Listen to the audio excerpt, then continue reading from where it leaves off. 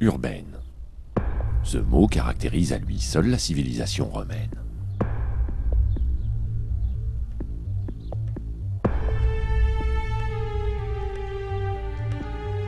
Rome a construit son empire dans la pierre et sur des milliers de kilomètres, de la Bretagne à l'Iran et de la Germanie au Maroc. Ce n'est donc pas par hasard si, de toutes les civilisations antiques, elle est celle qui a le plus marqué le paysage de la Méditerranée.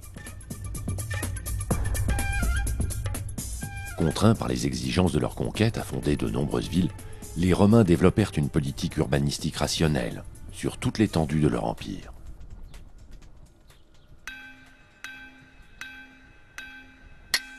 Pour cela, ils s'inspirèrent fortement des Grecs hellénistiques qui, hormis l'Afrique, les avaient précédés sur l'ensemble de leur territoire.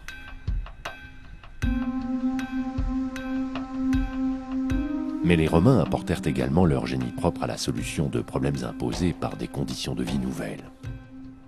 La nature du sol, les possibilités d'approvisionnement en eau, les voies de communication, les édifices préexistants, tout entrait en ligne de compte.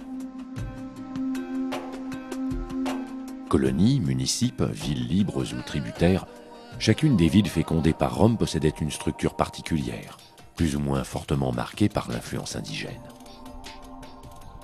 Parmi les filles de Rome, Volubilis en Afrique du Nord et Gerasa au Proche-Orient sont toutes deux le reflet d'une romanisation concertée.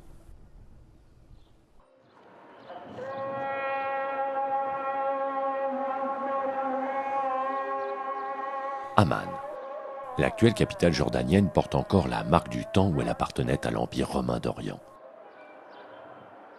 Son théâtre, qui pouvait accueillir jusqu'à 6000 spectateurs, témoigne de l'importance de l'antique cité.